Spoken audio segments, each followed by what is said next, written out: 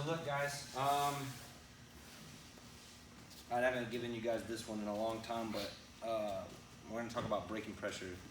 Breaking pressure in jiu-jitsu is one of the most important things that you guys can think about while you're trying to develop a strong game, okay?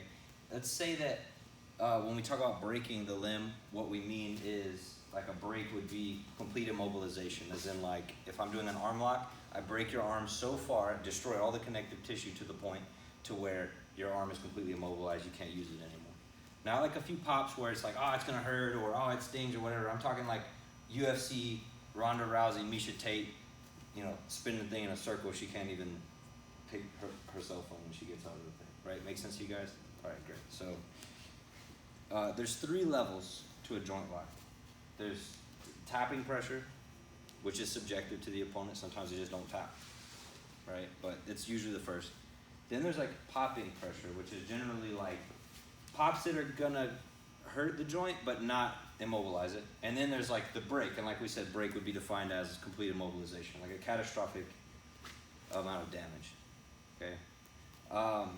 And so like when you're doing a joint lock, you're moving through those pressures, and your technical ability is gonna kind of determine your ability to create those pressures, okay? And so you guys will see guys in the gym, I'm sure you even experienced it, they're going for arm locks on each other, and they're bridging as hard as they can, and the guy's just in the arm lock, and then eventually, like at 100% extension, the guy taps. So there was no pops, it didn't hurt the guy, he just waited, and the guy tried as hard as he could.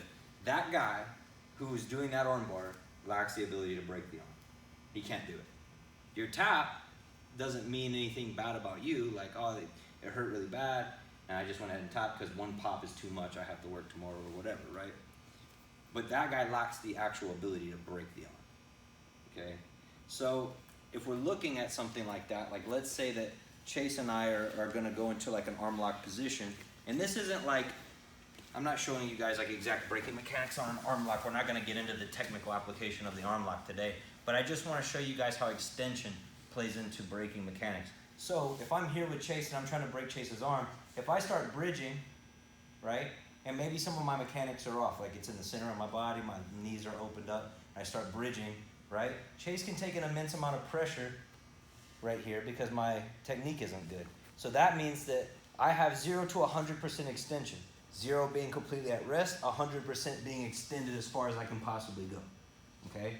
In that 0 to 100%, I need to pass through all 3 stages of the break, right?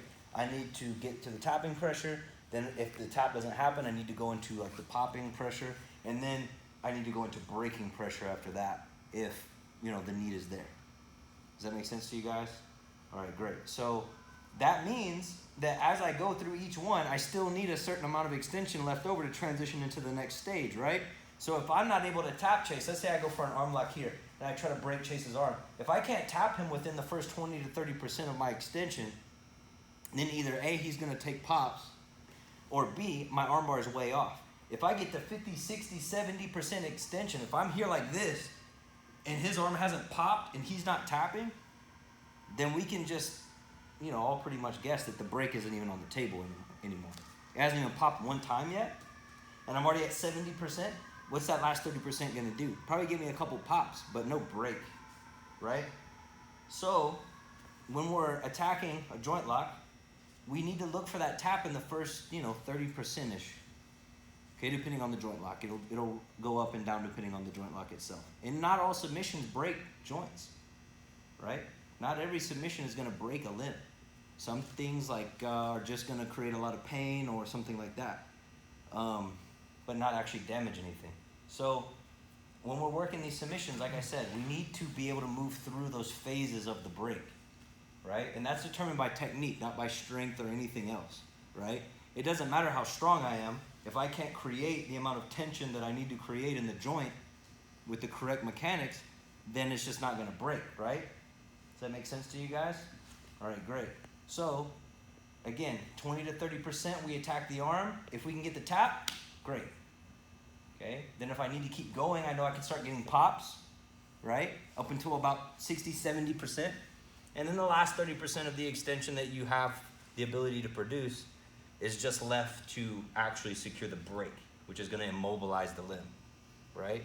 And so a lot of times, and guys may say like, well, dude, I really don't want to break anybody's arm. Like that doesn't sound good. It's like, okay, well, look, jiu-jitsu is a real martial art with real consequences. No one taps just because there's this magic thing that we all agree to, or you're just going to tap for no reason. You tap because you don't want to take damage, right? That's the game that we play. But when it's time to inflict that damage, self-defense, you know, competing at the highest level for a ton of money and guys are going to make you break it, right?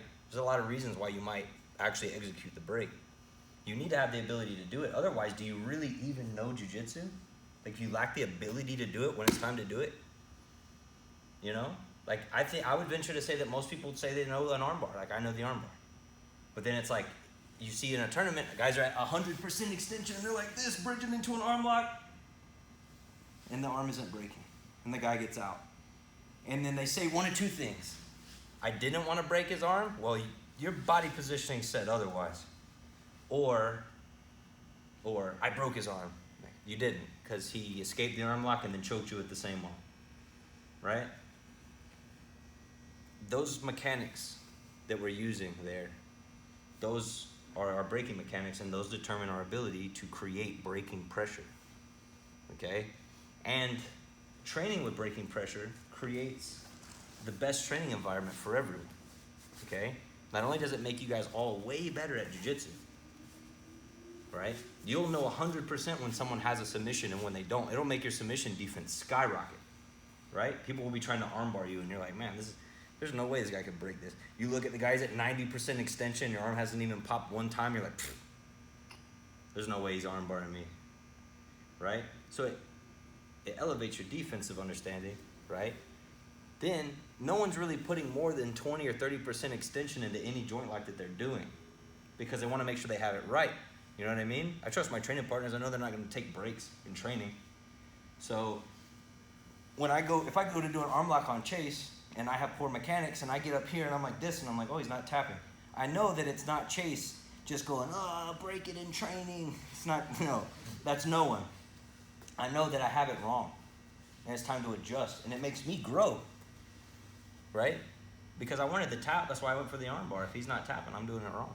So it creates a scenario where accountability becomes basically the only thing you need at that point to improve. As long as you can admit that your armbar was wrong, you know where you need to work, right?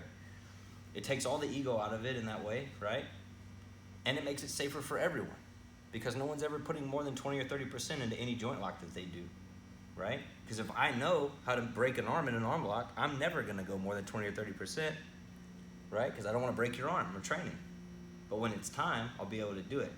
And submitting people at a high level is absolutely directly tied to your ability to make them understand that you can break that limb, right? How many times have you guys seen videos of guys at the highest possible level just stuck in submissions that look like they should be dead, but the guy just gets out of it somehow? You're like, how in the world did he get out of it?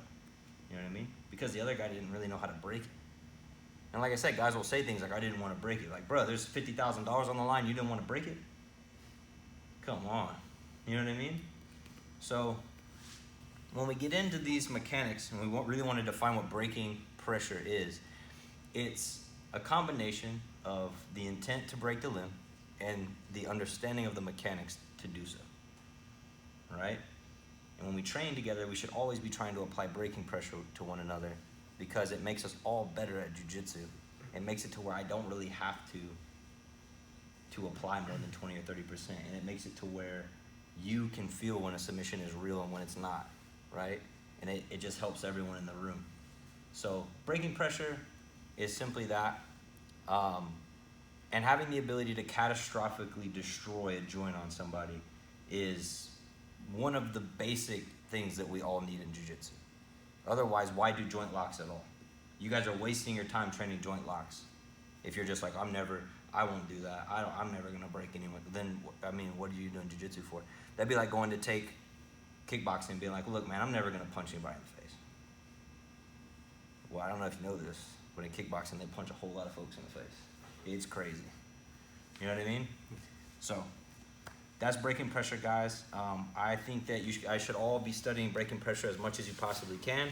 Every joint lock that has the ability to catastrophically break a joint, has a certain mechanic for breaking pressure. And if you know that, not only will it make it easier for you to submit everyone, it'll make it easier for you to escape submissions against people, and it'll make your entire room better for it. Okay, guys? Any questions?